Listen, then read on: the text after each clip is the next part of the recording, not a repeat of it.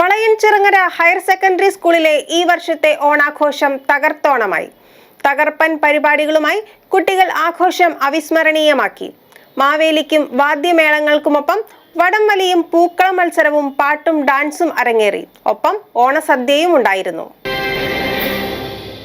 ഇക്കൊല്ലത്തെ ഓണാഘോഷം കളറാക്കി Valayanchirangara higher secondary school.